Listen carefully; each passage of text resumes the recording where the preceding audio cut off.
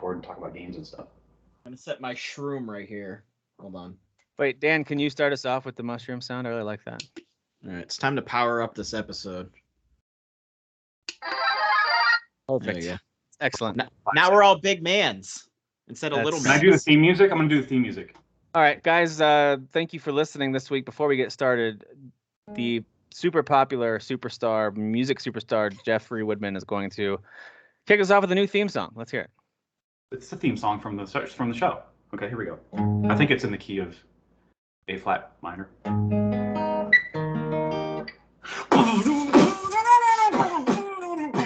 Sorry. Wow, They got really good. catchy all of a sudden. That was excellent. That was I so can't believe good. those sounds came out of your guitar. Yeah. It almost I think sounded like it's it got dubstep, punched right? in the Isn't it? stomach a little bit. A little bit, yeah. That was Jeff's artful escape. Am I right? Wow. Well done. Topical. Well done, Dan. That was good. Yeah. Yeah, it sounded a little bit like getting punched in the stomach, but otherwise I liked it a lot. I thought it was, Wait, so are It's dubstep, you man. I don't make the rules. are you They not a decide fan themselves. of our song? Is that what you're implying? Because I'm I not spent implying anything. I spent a lot of money on that song. I spent thousands of dollars. Jeff only Thousands. likes things he creates, games that he makes, music that he writes, art that he draws. We all know I clearly Yeah, his TI-86 graphing calculator games, man. They're That's top it. of the clearly top of the designed charts. Owen Top of Wilson from Clay.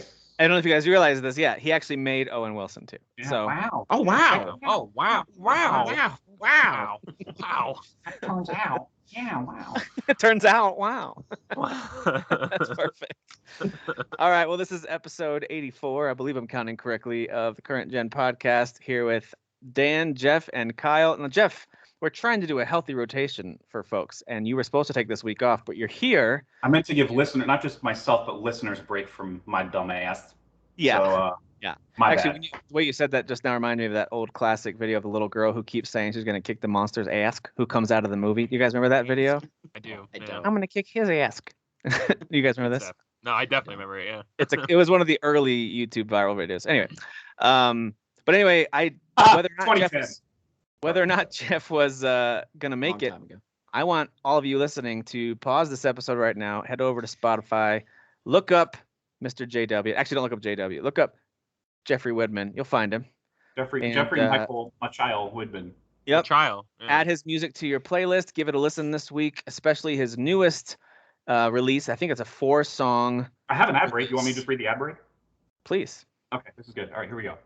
All right, this is my shining moment, guys. I could have Tim do a cold rating of This this. is literally you have all to he. pay- This is you have actually to literally pay. all he showed up for. So This is yeah. he's gonna log off leave after he does this. I don't even know what He's gonna talk about this and Meathead then Lost Death is Words. or whatever that is. He's out. He's like, y'all are playing Metroid. That's dumb, and then just signs off. Good Yeah, I'm old definitely Irish not exit. Oh, all right. This episode, Current Gen, is brought to you by Jeffrey Michael Woodman. Hey, music fans, do you like happy pop sounds but wish the lyrics made you so sad you wanted to hurl yourself off a bridge?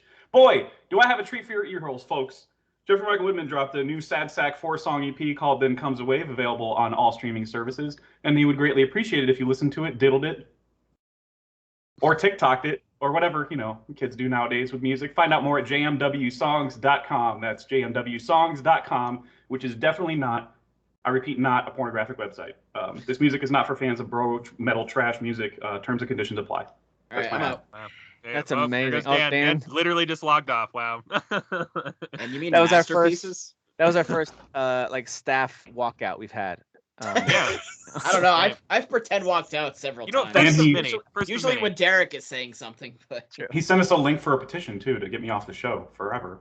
Huh, that's weird. He actually went to change.org and set this Oh, thing up. Wow. Yeah. that Wow, always there were works, 50 by the way. signatures. He moved quick. Yeah, that always It has 3 signatures already. My Oh, mom wait, signed it. it's all his different My Facebook profiles. Never my mind. Sorry, mom. guys. No, it's just his Oh. 3 different Facebook profiles. Yeah. So, yes, I'll Venmo you guys, or I guess Tim, whoever is the official, because that's how ads work. I got to pay you for Just ad time. Venmo So it to yourself, man. That's how. I'll just Venmo you $1 and I call mean, it my good. thumbnails cost a lot of man hours. I'm just saying. Man, you were gonna say something else other than hours. We're gonna say something else. I don't know. Man, wieners. Man time. My man time. Man, wieners. And you guys, can this be the time and place that we stand up and say no more man hours? Okay, it's person hours. If we see yes, anyone say man That hours, actually might be too woke for me. I might day have hours, day that might be hours. the lie. They- day hours. Thank you. All right, now that we've Oh, cleared God. that up, now that we've cleared that up. Might be too Listen, woke. I do recommend. I love supporting other artists. And Jeff, I would call you a local artist, but we don't live anywhere near each other. But No. I love I'm I do local to, my area for sure. independent artists. I think it's awesome. And I've worked with a few folks who have done different paintings, and I've gone to some of their galleries. Whether it's musicians or any other kind of art. I love it. I love supporting that. So please go give it a listen on the reel. I know Jeff was reading his own ad copy in jest, but for real, he's got. Hey, I didn't write that. Ad wrote that. I totally don't know. That's Wait, his voice was different. Yeah, that's why I was voicing, because obviously I was reading it from the point of view of the person that wrote it, which is definitely not me. I didn't write that. I just need to apologize for making that assumption. That's my bad. That's on me. That's my. Yeah. Assume I'm There's a lot around. of growth going on right now. There is. Yeah. I can feel it. Yeah, I can feel the growth happening. Waking up as we speak. Wake me up. Wake me up inside. That's from the can't EP. wake up. I covered that song. It's on the EP. You do we're both about to get Iggy struck Lee by and YouTube. 12 Stones part. I did, yeah. Wake me up. Wake me up inside. Save me! Yeah, I know. I was hip. That's I the was a part- teenager at okay. that time. When Kyle just sang that, all of us have done that in the car driving. yeah. Yes. We Yeah, all but, sing like Save really Me felt as like loud really as you went can. for it. Yeah. Yeah. You lean forward on the steering wheel. If I can sing this song perfect, maybe she'll love me. We all want Amy Lee's love deep down. Which, by the way, when you hear her on stuff like when she did a collab last year with Bring Me the Horizon, she's still amazing, man. Yeah, she's great. So good. Yeah. She's fantastic. All right. Moving on from music and that kind of stuff, we want to get into some games we've been playing. There's been some major games that have come out this week. We'll talk about that. A few news headlines. But first, I liked our Sold in 60 Seconds segment last week, even though we overshot the target a little bit. That's okay. I mean, I was a little all over the place because when you showed me your phone, I was like, oh, I just didn't see the seconds correctly. So I was like, I have plenty of time. No, I don't. So Yeah, that's I was All gonna of say it's us. my bad, but that's not. No, No, it you put wasn't. yourself. That's all right. But so Dan had some thoughts on TGS last week and how they're handling things and how disappointed he is. This week, we've got our friend Kyle. He's got some things to say. Actually, Kyle volunteers for this every week. No one even asks very him. intensely. So Very, in yeah. chat, which is really funny because you can't tell because my webcam's back, but I have deer in the headlight looks because I literally didn't think about this at all. But I'll wing it. I'll wing it. I don't care. Do it. I mean, we did just message about it today, but I again, know that's- it was literally hours ago. I'm aware. I'm very aware. All right. I'll vamp for a second before we get to that. Listen, I have been This would have been a good time for the ad break. I screwed it up. Yeah. Log off. You know what? I've been going to the Y recently, you guys, and I just want to say major props to all these super elderly out there who not only show up to the Y and give it their all, but they also go to the locker room and let it all hang out with not even a second thought. Oh, yeah. So, Sure. major props to all the elderly who attend the local Y. Speaking of letting it all hang out. Yeah. I was waiting for Derek to immediately. He's not on camera. God damn it. Yeah. Of course, You he timed that logs on, poorly. but has nothing ready. Of course, that's You his, timed that's that his move. poorly. Actually, he might be letting it all hang out for it. He's waiting for the. That's why the camera's off because Yeah. too much is Yeah. hanging out. Yeah. It's possible. We might have a Derek Teague appearance. We'll see. There he Hey! is. Look how man. handsome he is. Look at that Who's- guy. Who's this guy?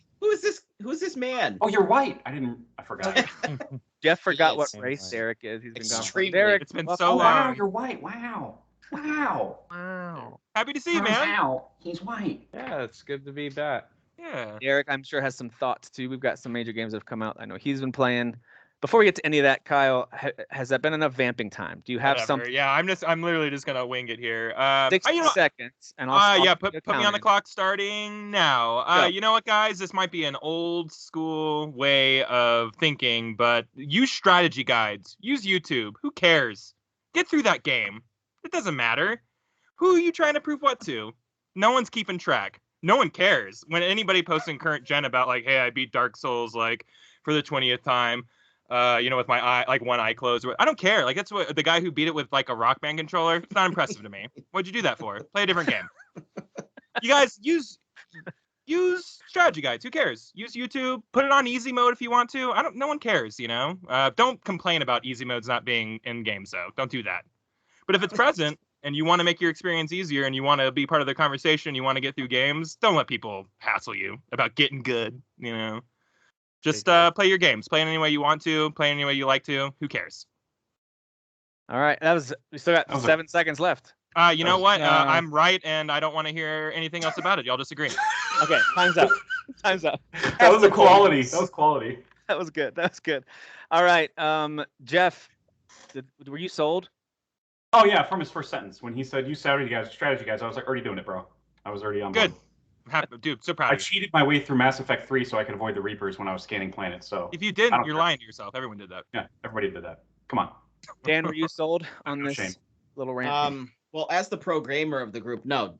Kyle, go to hell, get good. No, I'm just kidding. I was gonna say, I was like, what? No, I mean, yeah, because you didn't beat GTA 4, so you're a fake gamer. Obviously. Or Ian. Yeah. No, the driving sucking doesn't mean I'm bad at games. Yeah. Clown. Those are You very clown different man. things.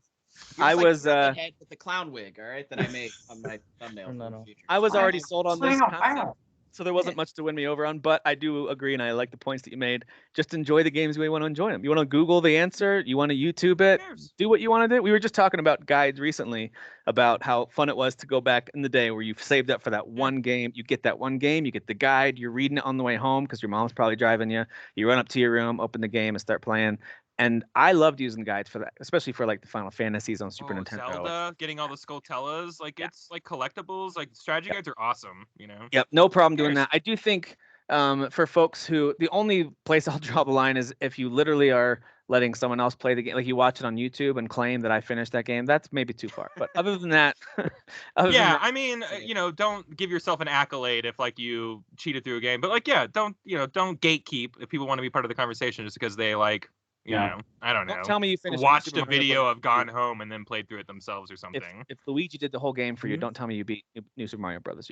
Don't tell me that. So Okay, like when someone's saying, like, for example, just to play devil's advocate, when it's like creator's intent, right? Like with Sekiro, for example, it's like that's literally what they wanted to make. I never want an easy mode in those games. I Sure, never want that. Yeah, like I want the developer to like right. create the game that they want. Yeah. Stuck on a boss? Look up some guides. Watch some YouTube. Yeah. But if you're stuck on a boss, look up a video. Who cares? What do you care? You still have to do it. Like, who cares? It's just there was just that Only argument. that cares about it, really. You know, Right. and it's always been the case with the Mr. Souls Derek games. Teague, what do you think? Were you sold on this concept from our friend Kyle? Yeah, I was sold as soon as he said what he said, like the first sentence. So I was like, yeah. I believe, like, especially with, I would say, like, with the amount of games that release, even when I had more gaming time, we're talking, like, on average, I buy 3 or 4 games a month. Like, in order to beat, if I was going to beat all of them, of course I don't, but if I was going to, you would have to use some type of guide or something at some point to, like, get through some of the games that have puzzles or again, maybe a hard boss fight. Even like Dark Souls games and all that, I beat them without cheating. The only game I had to cheat was Sekiro on PC, but even on Xbox where you couldn't cheat, I got all the way to the final boss fight. But in order to do that, my point in sharing that is, to me, Sekiro is the hardest game I've ever played that I invested time in. Very difficult. In order to get to that point, I needed YouTube strategy. Like, there were certain bosses that were like, I don't know what I'm doing. And then I went and watched a strategy video, and they're like, you can cheese this guy. I'm like, I'm gonna cheese this guy, you know? Yeah, man. So whatever you have to do to beat the game, yeah, I'm on board with that. Yep, I'm I all did the about same cheesing. thing, and I did that in Valheim, and Dan got to witness that, where there was this blob boss who kept poisoning me and killing me. So I just ended up building a swamp fort up on the trees, loaded it up with tons and tons of arrows. Just and shooting he down can't- at him. He can't reach that high. He like slams the ground and spews out poison at ground level, but he's just looking up at you, and we're just unload. I mean, it took like 200 here for that. arrows. Oh but yeah. Awesome. We just Yeah, we just pelted him in the face like repeatedly. Like, until he Yeah. died, and he kept spawning all these little ones. We're like, yeah, they can't reach us either, buddy. Like, sorry, they can't get to us. All I right. thought that was going to be more controversial, so that's great. Good job, guys. Yeah. You guys are right. You guys are on the That was right a side of good history. on the so. fly rant, in my opinion, or That's sell, right. I know. I had sell no thought whatever the about hell the that. name of the thing is. That was off the cuff. Yep, you sold all of us. All right, well, let's talk about a few of the headlines before we get into things we're playing, because the bulk of our conversation tonight is around some of the new games that are out. So I want to get through some of these headlines first, and then leave the rest of the time for stuff we're playing. If you added this, feel free to jump in and tell me about it. So I added this one in though. According to the COO, I'm sorry, I'm going to butcher this name. Dan might be able to help me. Haruhiro Tsujimoto. How'd I do? That sounded good. That was Okay, good. from Capcom. They intend to make PC their main platform in the coming years. They're targeting 50% of software sales on PC. There's a bunch of reasons for this, but they're seeing their Resident Evil games, their Monster Hunter games, they're all selling so much better on PC than they expected. They're seeing tons of revenue over there. So they're starting. This guy over there in the corner. Look at him with this. There was also an interesting quote. He talked about how PC gaming in Japan has actually had a surprising spike with COVID shutdown and everything. They've had a lot more PC gaming than they have in the past. So yeah. They still plan on using consoles, of course. They still plan to be as multi-platform as they've always been. For the most part, they're pretty multi-platform, I think. But yeah, PC is going to get a much bigger dose of that Capcom love, which is cool. That does make sense because mobile just exploded. Last 15 years, 20 years in Japan because it's like they just all travel on the trains, public transportation. That it just shifted to that. So yep. And now it I think a couple reasons why you're seeing a shift to PC gaming because I think more gamers are becoming more hardcore where like graphics and frames per second matter. Yeah. But also I think it's because even though parts individually are higher cost, the pre-built PCs, which are better quality than they used to be, are not. Like I was like Jose was asking about laptops and stuff like that, and I shared with him actually the laptop I got, which mine's an RTX 3070, and the monitor or the screen on the laptop is an OLED 4K, native 4K, 60 frames per second screen. Wow. And this was the same exact laptop, except it was an RTX 3060. And the reason I'm sharing it is it was $1,300. Now I know that sounds like a lot. It's not. You got to remember this is an OLED screen with HDR built into it, 60 hertz. You can play every game at native 4K with that graphics card at 30 to 60 frames per second. It was this killer laptop for like a 13-inch screen, maybe something like that. I think it's a bigger screen. Like 15? It's not like a mini. 18. It's not like a small one. Yeah. 360 was this year, right? The graphics card was 360, 370, 380. Am I right? And 3090. Oh, 3090. So maybe it was 360 last year then, or either way. Stop saying 360. 3060. Sorry, 3060. And maybe some of you PC guys can answer this. But like, how long is that laptop going to be? Not top of the line, but like be able to play every game that comes out. Long time. Actually, if you're in the 30s, you're good for the next 5 to 7 years. At least the next generation of consoles. Yeah. You're good until those come out. That's because it was a big leap, I'm out of the loop at this point about all that stuff. So that's awesome to hear, actually. Yep. And then I'll probably the other need thing to upgrade my 2070 sometime during this console generation. I don't know when. I probably still have another couple years, but then I'll start to notice as some big games will come out and I'll be like, oh, I'm knocking it down to medium settings here. And then that's when I'll have to start shopping, I think. Well, I think if you stay at 1440p, you'll be okay. It's if you ever get the itch to jump to 4K, you're going to need to upgrade. Is that $1,300? Is that a sale price or is that what it always is at? That was the sell price because it's regularly, I think, $1,800, and mine I paid again. I had the RTX 3070. I paid $2,000 for mine, so it's a $700 difference from what I paid. I always get worried about buying laptops just because of their inability to upgrade. So just to be really clear, Derek, that was the entire laptop was $2,000, right? Not just the card, right? Yeah, mine was $2,000. That entire laptop that I was talking about was $1,300. I gotcha. Nice. Okay. Yeah. That's actually a really sweet deal. Yeah. Yeah. And I'm assuming it's over now. I'm guessing. I see it flicker on Best Buy every once in a while. Okay. I can confirm. I mean, I bought. It's been just over a year now. I bought an out of the box, pre-built one, and even though a couple of wires I had to plug in, I had to open it up and plug a few things in. I had our good buddy Lee Navarro, who's just awesome. He's my go-to PC expert from our group. But anyway, we got on a FaceTime call and he walked me through a couple pieces that I needed to secure a little better. They're a little bit messy in some of these factories as they kind of shove things in there. So maybe it's not quite as clean or perfect as a custom build would be because you can really perfectly measure everything out because they're using just parts off of a shelf, But in general, I'm very, very happy with it. I've had a couple of hiccups here and there, things that are just come with the territory with PCs. With different updates. I had a big Windows issue at one point. Yeah. Speaking of which, before we move on to something else, Jeff, you just upgraded to Windows 11. I haven't done that yet. I was just going to briefly mention it, but I haven't had a chance to game on it or anything yet. Okay. Everything I've gamed on this week has been on one of the dinky consoles. Ugh. Ugh. Yeah, what a peasant. I feel like a poor. You are, as one speaking to another. You're a poorsy. Poor. Welcome to Poor Gen. It was generally was it an easy update? Was it kind of just like rolling any other kind of update through when it gives you notification? The faster. I mean, I remember the Windows 10 update because I've updated on several Windows 7 computers, personal computers, not at work. That's a different story. But this was the fastest update to an OS I've ever done, and it was so freaking seamless. It doesn't ask you, hey, do you need to keep files or whatever? It just assumes you do, and it just updates you to the next OS. We're finally catching up to Apple when it's like, we'll update this without breaking everything. Exactly.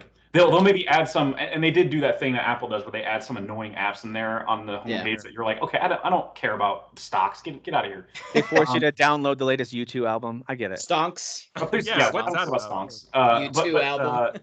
Windows doesn't. It's like two things I had to disable at startup that it added to it, and that was it. But yeah, other than that, it's seamless and it runs faster for sure. Eric, did you upgrade to Windows 11 yet? Are you gonna? Unless I'm told there's a reason to, no. Okay, yeah. I'm kind of waiting it out just until I feel like when big updates happen, I wait for that first 0.1 or 0.2 update after that, and then I go for it. That's my rule of thumb usually. This one has, I don't think any previous version of Windows has had auto HDR. So this is their first foray into auto HDR, where like you just, much like your TV would on a game, if you have an amazing TV like I do, you turn on a game and it just goes right to HDR because it detects that it would operate in HDR. Very cool. So. All right. Well, then there you go. You guys can play more of those Capcom games because that's where they're going to be. Definitely on PC. And by the way, I think we mentioned this already, but some of their bigger exclusive games like Monster Hunter Stories and Monster Hunter Rise, Stories is already on PC, Monster Hunter Stories 2, and then Rise is hitting this January. And I think it's going to be a really pretty way to play that game. Not that it's ugly on the Switch. It's just really limited. Well, I mean, yourself into others. Yeah, if you compare it to World, yeah, you're right. But yeah, it looks pretty good on this. Are you? Never mind. Yeah, I'm not gonna get he's I'm not biting. Never mind. I redact my statement. So. You guys are a bit. You are a bit. I saw your faces. You already bit. Saw your eyes. If I by bite you mean like say that you're wrong? Yes. He just came here to stir the pot. He just came. I know, and I'm pulling back. I'm not letting him do it. It is. I wouldn't go as far to say that it's ugly, but it's not the best looking. All right, major. It's not beautiful, but it's good for a handheld game. Yeah. Major hack of Twitch happened this past week. That's been all the news for everybody, and it reveals, and this is exactly how I wrote it down because this is my takeaway, that streamers make way more money than they should. That's what we discovered from this. I mean, their top 25 like athletes, right? Their top 50 list is crazy. Yep. Like most of these folks have made 7 digits. Most of them. I thought like a few of them were in the millions. I didn't realize that top 50 were pretty much all making millions within the last 12 months or something. That's this was like over a year and a half worth of stuff, like 2018 or 19.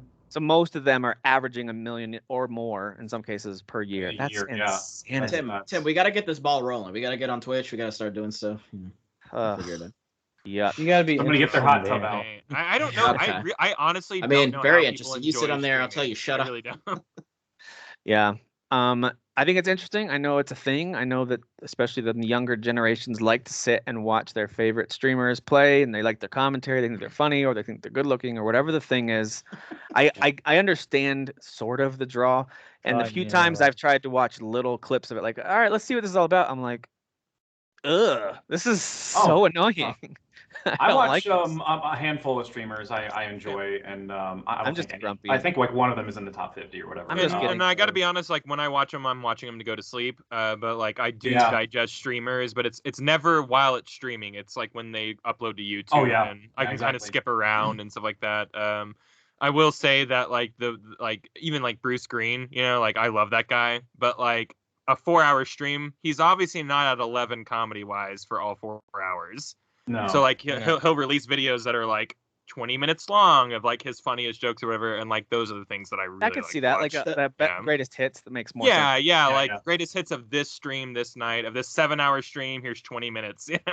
I think So more of it for me is that I watch movies and TV, and I'm way behind. There's plenty of movies and TV that I want to catch up on and watch. So when I am passively taking in entertainment, I want to watch shows and movies I haven't seen yet, and very rarely will I rewatch. I'm here for that. Yeah. And if I want to play games, or if I want to experience a game, I want to play it, and that's just kind of the way that. I mean, maybe that's old school. Maybe I'm an old man, but I agree. Well, again, that's why I kind of watch this stuff like as I'm going to sleep, because like I'm not going to be too attached to wanting to stay awake while watching. You know what I mean? Like it's easy to like fall asleep to like Lawrence, Sontag from Funhouse, like killing people in GTA San Andreas because like he's just talking over a low volume video game. And like it's super easy to fall asleep to, but I don't know how much I would sit like of my Saturday, I can't imagine being watching a 4.5-hour stream of a game I've already played, like that's not who I am. Yeah. Thanks. Derek, you don't watch any of this stuff, do you? Your kids though? Your boys watch some of this?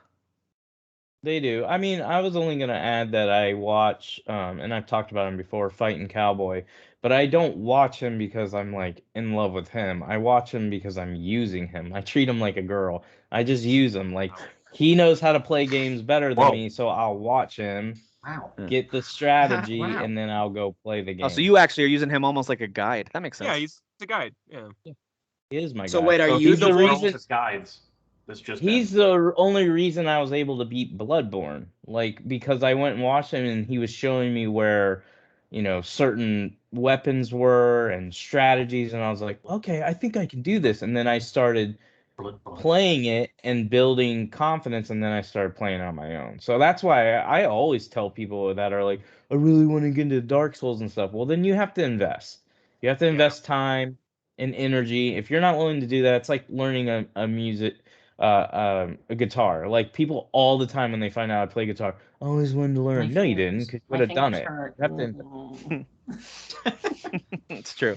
That's a good point. Dan, do you watch any streamers? Anything? I mean, just easy allies. I like more of the group setting, which is kind of like why with like podcasts, I prefer there being like at least 3-4 people. Like I like there being a group setting because it feels like you're hanging out with friends. So okay, but that makes sense to me because you're watching streamers that you also listen to them weekly on a podcast. That makes sense. Yeah. But I mean, like if they're playing something that I'm not interested, then I find myself struggling to care to watch it. But like they're still having fun conversations.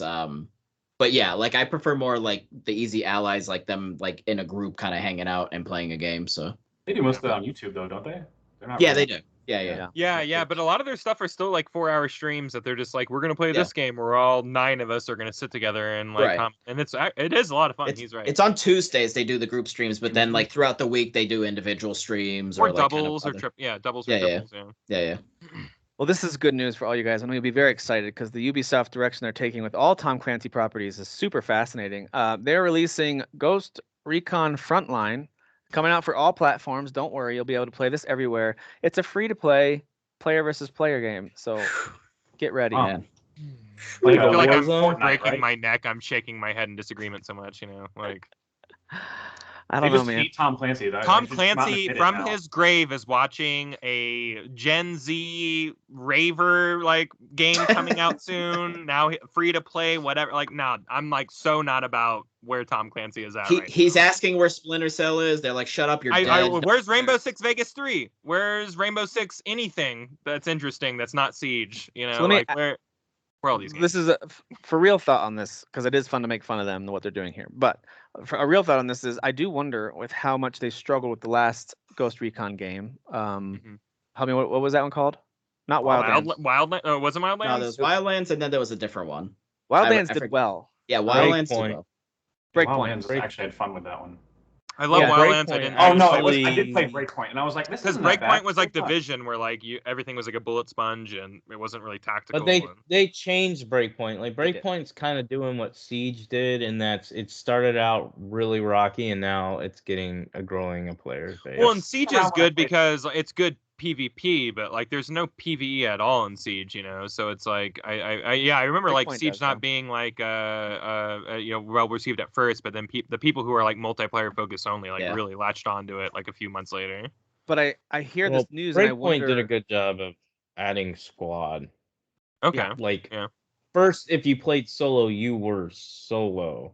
Now you can have AI. That was the stupid decision. I know they did other things, but they changed the entire story narrative of that game. They do that often. Yeah, there was one of those. That's one of those games that a year later or 6 months later, it was like, oh, this is a completely different experience now. I haven't played it, so I don't have firsthand experience, but just seeing their experience with Wildlands and Breakpoint, I do wonder if they've realized, hey, we could actually do a lot more with these microtransactions, and the way people play these games, it's much more akin to a free-to-play experience. Sure. So I'm not that surprised by this. This by itself isn't nearly as, in my opinion, as startling as the new Rainbow Six that'll come out in January, February, whenever that comes out. Just the look of that, the extraction game just looks not Rainbow Six to me, but maybe it will be. I don't know.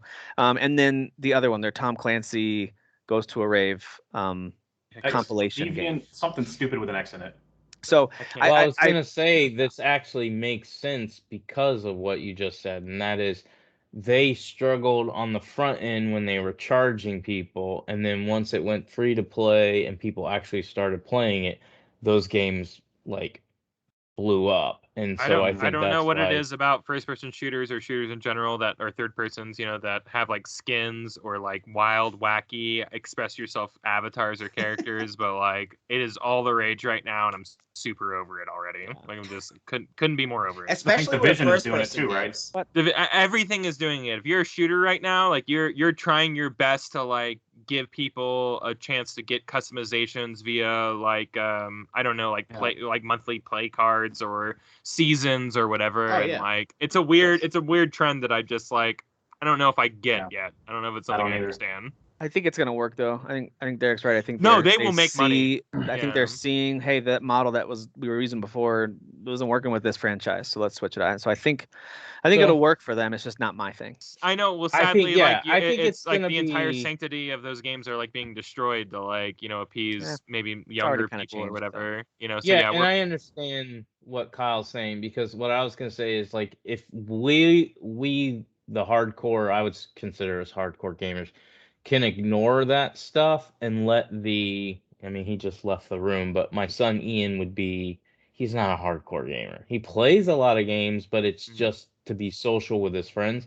Those guys they just go from whatever's popular to the next. They're going to fade. So this little thing that we're going through, this little kick of Fortnite and all this bullcrap, it's going to die eventually, and then we'll get our games back.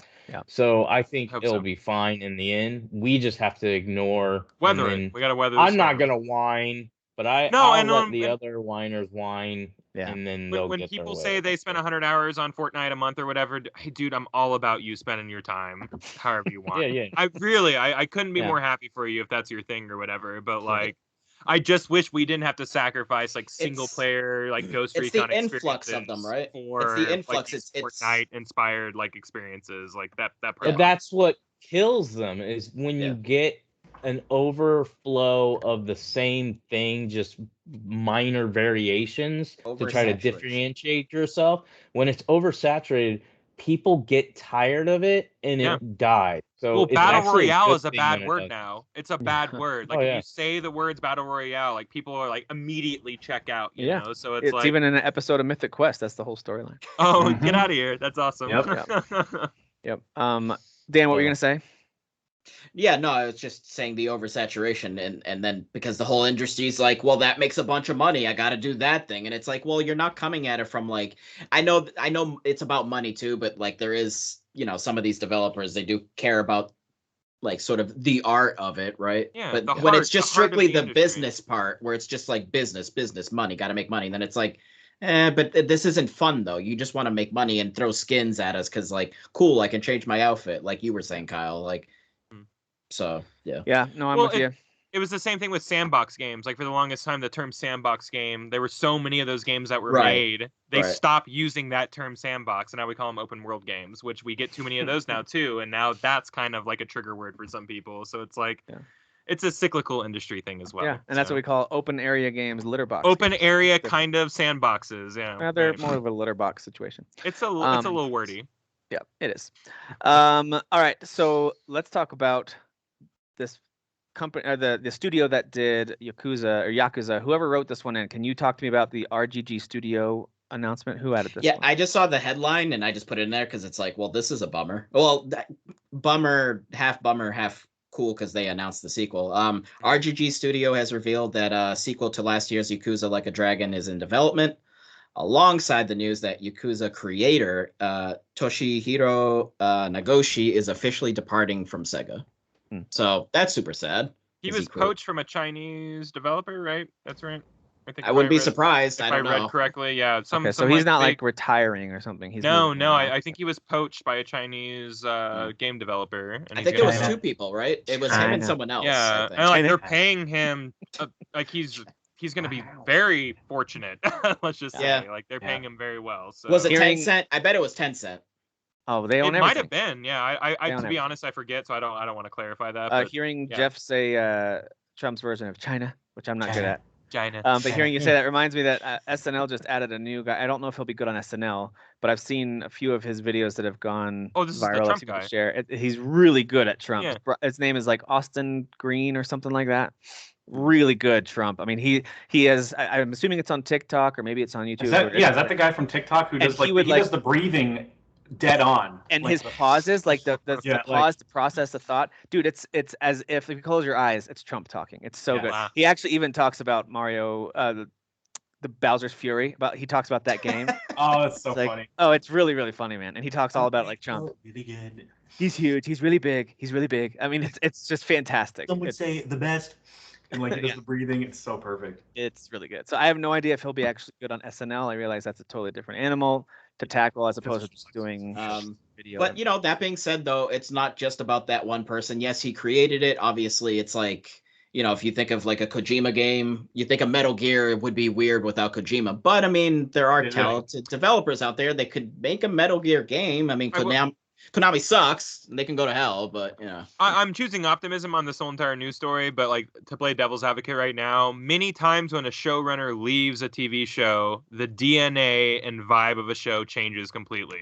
American God. It a Community, the Gaslight Year. Yeah. They had to bring back there is something to be. I love how like I think I posted something in the group today and everybody was like glowingly positive about it, which like I'm glad that everyone's for once in CG being optimistic about anything. So good for you guys. But like I think that like it's a situation where it's like just be wary, like things are gonna be and feel different. They will, because like they're like that guy created Yakuza. Like he's been so ingrained in. This game is already different. It's turn-based, so. Yeah. Well, yeah. And I think that like this is a good time for him to exit. If I can like the devil's advocate thing, because this is a new era of like Yakuza and everything like that. So like maybe it is time to kind of give it up to like a newer generation and everything like that. I think there is room for this series to feel fresh. I think there's so much bones here to work off of. But be a healthy amount of skepticism is okay.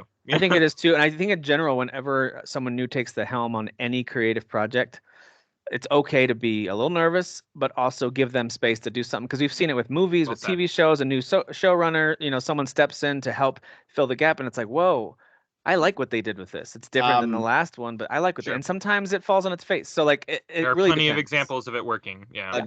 A good example that just popped in my head, Shinji Mikami, the creator of Resident Evil, and Evil Within. He did the first Evil Within. He was involved pretty deeply in that, but not in the second one. I actually like the second Evil Within more than the first one.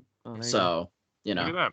That's a good And we're going to see it with God of War Ragnarok. We're going to have a new director, although Cory Barlog does not sound like he's uninvolved. It sounds like he's still very, very involved. And that one feels good, like this one feels good. It's like we took a writer that has been here all along, and we put him as the director. And like that's the case for the God of War and this. And like that feels really good. It's like, oh yeah, hire from within, and like a guy who's not just seeing the game for what it is, literally creating the DNA of it by writing it, So like I think that's a really good move for both of those projects. I agree. Well, let's talk about the Grand Theft Auto Trilogy Remaster, one of the worst kept secrets in the business. But it's been officially announced by Rockstar now. So the good news here, there's a couple of pieces of good news, of course, with GTA involved, is it is coming this year to PlayStation 4, PlayStation 5. I need more old games. Xbox One for real. Yeah. Xbox One, Xbox Series, both S and X, Switch and PC, and early next year it's going to be coming to mobile. So yes, that's not? where I'm gonna wait for it. Why not? The quote is one of the many quotes featuring a swath of graphical and gameplay improvements, but we have not seen real footage of here's what it's going to look like and that kind of thing. So I am curious, what are the actual improvements? What did they remaster exactly? Yeah. All that being said, though, in general, this is exciting. Especially, here's how I'm looking at it, and I'm going to see what you guys think. If across all platforms, it's generally the same kind of old school look with some polish, I feel like Switch is the place for me to get this because I'll be able to play it on the go, laying in bed, sitting on the couch while someone else is using the TV. That sounds appealing to me. Mm-hmm. But if it's pretty clearly, the performance and visuals are drastically and dramatically improved on PC and on the newer consoles, it's a no-brainer to get it there instead. So it just depends. What are you guys thinking about this? Are you going to get these? Oh yeah, I'm definitely going to get it. I haven't actually. I don't think I've beaten San Andreas. That's the only one I haven't beaten of the three that are coming out. GTA 3 I've beaten several times. Vice City several times. So I'm excited to actually beat that one for the first time. I know it's longer, but and I had a similar opinion that Kyle mentioned previously to San Andreas.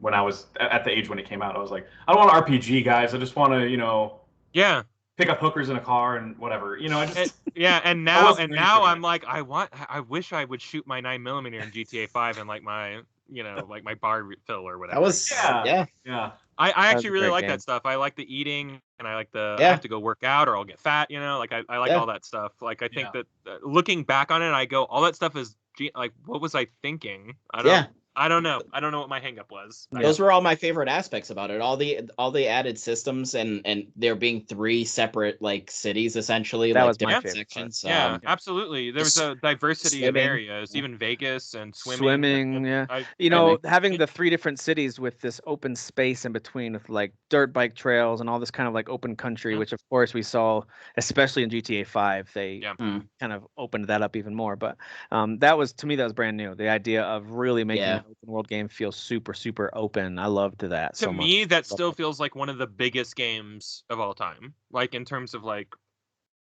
size of map and everything like that. I'm sure like statistics would prove me otherwise, but like when I'm just thinking about it, I'm like, boy, that map just took so long to get across in good ways. Like I think there was back just then so much for sure. diversity. Yeah. Back then for sure. Yeah, I wonder if I go back and I go, no, Witcher 3 is 3 times as big as yeah. Oh yeah. Yeah, but like in my mind, again, like just the feeling of it, it's like, oh, that map was so big. I think the biggest map is actually Microsoft Flight Simulator has the biggest map. Cheating. Does that count? The whole world. It's the world. It's the All right. world. You can fly for real, like for 20 hours, guys. It's so cool. Go to Dubai right now. Sorry, I know I'm making fun of it. Beautiful game, really interesting, but who would want to make a 20-hour flight just because like it's realistic? I don't know. Hot tub streamers, I guess. The streamers, back to streamers. Hot tub. Amaranth. Probably. I made a hot tub in the sky. This coming week, we'll get an Animal Crossing Direct on the 15th, and they're going to reveal Brewster Coffee Shop. I guess that's a thing. Oh my god, I've been waiting for it was whatever the last like main line like Animal Crossing game. It had like a cafe you could work in or something. Like people have been anticipating this, so they're going to talk about that this time. So we'll find out more this week. The Kingdom Hearts games. We'll get to the Smash Brothers thing in a second. The Kingdom Hearts games are coming to Switch. But guys, good news. You can't download them for real. You can play them on the cloud. So Oh, great news. Thank God. I was going to say, if I can download someone literally reached out to me and goes, I cannot wait to play these games at work. And I go, yeah. Yeah. I hope you have the Wi-Fi password.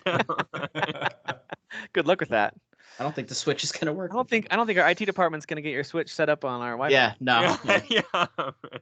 Yeah. This was to me, and we don't have to go too deep in it. It's pretty obvious where it's like, why are these the cloud versions? I guess you can make a good case for Kingdom Hearts 3. I guess, in my opinion, it still ran on last gen consoles. They should be able to create a port that works on Switch. If they could make Witcher 3 work on there, like Kingdom Hearts 3 could easily work. But I could understand how maybe that one's more work. So maybe it's Kingdom Hearts 1 and 2. Let's do downloadable, purchasable versions. 3 is cloud only. Then I could at least go, all right, I get that, I suppose. But all 3 of them, I don't know, man. I don't know. No, your weird feeling is correct. That's that is the correct feeling to have. And it's so funny. Like, so there's the IGN Nintendo voice chat forums group, which I typically have decent conversations in there with folks when I do, interact in there. But it's really funny whenever anyone criticized this, people come to their defense. It's so crazy. Like, well, this is the future of gaming, so get on board, you know, that kind of thing. And it's like, well, if it doesn't work well, then I don't have. I'm sorry, but as Americans, like, we don't have the infrastructure yet. But the thing is, even if it works well, though, it could always go down. And then it's like, and that's not the end of the world, but like, it's still an issue for me if like, then I can't even play a video game that I would just normally be able to play because I can just simply download it. Like, there's stuff, you know. What is the appeal of buying a game on the Switch for you guys? What's the appeal? Of Kingdom Hearts? Portability. No, of any game. Any game, portability. Like even if you don't travel a lot, it's around your house, right? You can kind of move throughout the house. You can go to the bathroom. You can be in your bed. You can be on your couch. I'll sit there and watch Scrubs for the 1,000th time while playing whatever, grinding in some JRPG. You know, and you don't have to worry about if your Wi-Fi connection maintains the same signal strength throughout your house. Right. Yeah. And people are saying like, well, just put it in the dock and use Ethernet. And I'm like, okay, I could do that, but then I'm gonna just get the much better versions on the other consoles. And now you're playing it on your TV where other consoles exist. So, I would say, in the rare occasion where Switch is the only console you own, okay, I could see how for you, that individual, this is a positive. You can finally play these games. Okay, fair enough. And please do, play them. And that's the only scenario where I can see this being a really good move. Right? People will buy them. I think people will give them a shot because Kingdom Hearts is such a beloved franchise. But I just think this is a really dumb move, personally. I'm one of the biggest Kingdom Hearts fans ever, and I'm not buying this. Like, I can't. It seems. I don't have to. I have them. Yeah. Well, exactly. And I own them on PS4/5. So yeah, there's no reason for me to. And if it's on PS4, you can use your Vita to play them mobily, probably more smoothly than over the cloud. Yeah, which is very just sad to say out loud. Your remote play from your Vita is probably going to be smoother than the cloud version. I've tried the cloud version for Hitman 3 and for Control, and it was cool to see those games on the Switch. But I've got a pretty strong connection. At least I think it is. It's close to 1,000 megabytes per second download. Yeah, that should be more than enough. It streams everything in high definition. We have like 4 or 5 of us all watching Netflix and playing online games all at once, no problems. I should be able to stream one game late at night when I'm the only one awake. And I've tried it. And Control, I was sitting right by my router. I was not plugged in hardline, and it still would play a little bit. And then anytime any action happened, everything would kind of like go blurry a little bit. And I was like, I can't play a game like this. It's a frenetic game. I mean, that had frame rate issues on like the actual consoles that it released on to begin with. So. Fair to say that the Kingdom Hearts games need that same amount of there's a lot of enemies and you need to be able to control it actively. So anyway, if it were a turn-based game, I suppose you could maybe make a case. But anyway, but it is coming to Switch technically. Also, Sora, as part of that announcement, there's the whole big Kingdom Hearts thing with the Switch. So that part got probably the most discussion because of the "yay, oh no" reaction that everyone had to the cloud versions. Sure. But also, Sora is the final Smash Brothers DLC character, and this is also a significant moment because this is officially the end of development on Smash Brothers. So this is it. Like, this is the final piece they're adding. I know that at least 2 of you love this game and play it actively, but Dan, I especially want to get your thoughts since you had high hopes for other characters. I need to know who put that nonsense in there. Who put that in there? I assumed Derek, but that would be too much effort on Derek's part. So. I don't know. It was my dog walked across keyboard. It says STFU, Dan. No one cares. On the notes besides Sora going to Smash Brothers, it says STFU, Dan. Nobody cares. So I see STFU. I assume Derek. So. Well, I agree with you. Obviously. No, I mean, this is obviously a culmination, and it's obvious. It's an obvious choice. It makes sense. It is a good choice. I've just, like I said before, selfishly I wanted it to be Geno because then that potentially leads to like, is there a sequel or a remake coming out of Super Mario? It's me, you, and Tim on this podcast who played that game, and maybe 6 other people in the world. No, lots of people. You know, like it's such a niche Mario experience. You know, it is beloved. RPG. You're right. I am being reductive. It is beloved by the 6 people Kyle just mentioned. Yeah, exactly.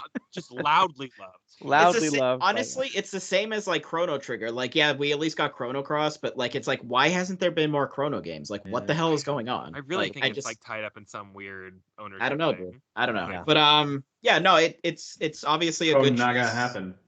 You know, I think you should rot in hell. So I'm already doing it on this podcast.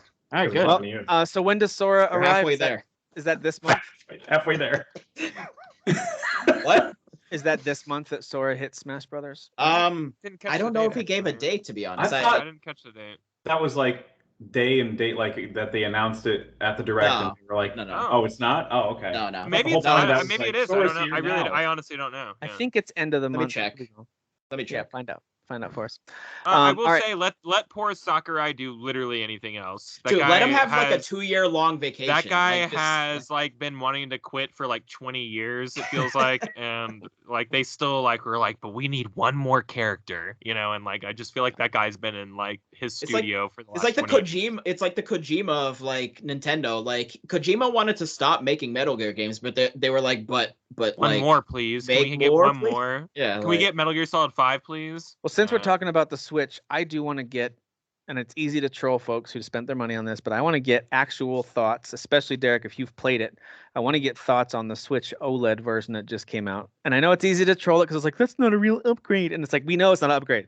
But anyway, I do want to hear your thoughts. Have you tried it out? Have you had any time to play anything significant on it? How's it look? On the OLED? Yeah. I mean, it looks good. I played Metroid for like 30 seconds and got to like the second area. I'm like, I don't know what I'm doing. Like, I don't know where I'm going. But as far as how it looks really good. I was even showing Ian. I was like, this is my new toy. You probably don't care. And he was like, no, the screen looks cool, Dad. I was like, yeah, and then he said, of course it's white because you're racist. Wow. Jesus Christ, he really is turning into you more and more, isn't he? Couldn't Because we be need two more proud Derek's, of that. right? I couldn't be Well, more proud. it's really like 4 of them because all 3 of my kids have my mouth and Is- attitude. Yeah. Is it a heavier system now? Does it feel heavy when you hold it? Doesn't to me. Okay. It feels good. Do you You're remember asking a how the manly OG man. feels compared to this? Like, can you like expound on maybe like, is it lighter? Does it feel more comfortable? I know it's like the same ergonometry or the same like, you know, curves and stuff, but like I mean, as far as weight, it feels the same, but as far as it does. like Okay. how big it is, I feel like it That's what she feels said. like how it should feel. Like it Okay. fits perfectly. It's got a nice screen, and I know a lot of you know OLEDs, but maybe not all of you own an OLED.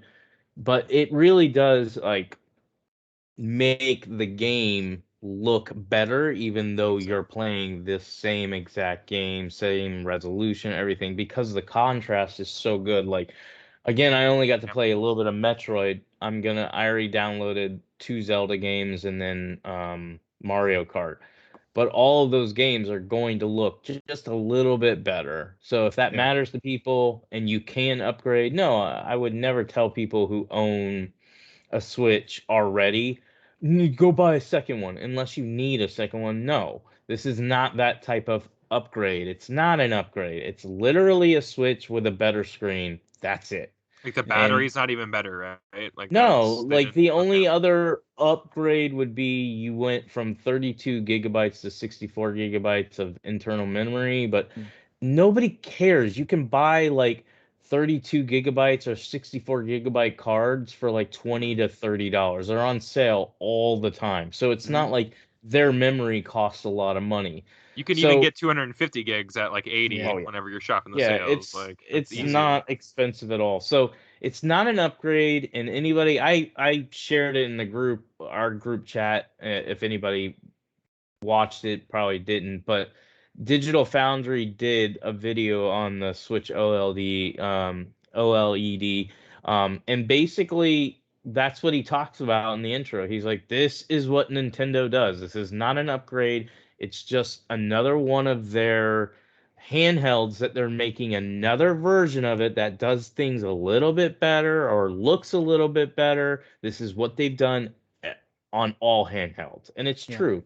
So I think the outcry for a lot of gamers, and it even happened in our group. I saw several people commenting like, this is the waste of an upgrade. It's not a fucking upgrade. Now No. go They try to wanted the buy upgrade, one. right? You gotta That's- reframe it. Yeah. That's Yeah. the issue. It's all about Yeah. perspective. Games a good Media point. started this rumor that a Switch Pro was coming. Here we go. I'm not saying I didn't want it. I would have loved a Switch Pro. Yeah. But I'm okay with this because I know how Nintendo works, and I'm just speaking business I'm not talking about me as a consumer. On the business side, this is, and I said it in the group chat, this is smart. Even if you don't like that they only upgraded really the screen or made a screen look better, this is smart because go try to buy one right now. Go on. Good Can't luck. do it, man. Can't do it. And they didn't Yeah. do anything. All they did is charge you $50 more to release the exact same thing with a little bit better screen. That's a good point. That's it. They released- got on your TV. They right? released the Nintendo DS four or five different iterations of Yeah. that. You know, the DS, the DS Lite, the 3DS, and the 2DS. You know, are the ones. And I can you think of. It was don't- the new 3DS too. You New don't 3DS. I release, didn't even think about that. Yeah. You don't release a Switch Pro when your Switch is already selling good.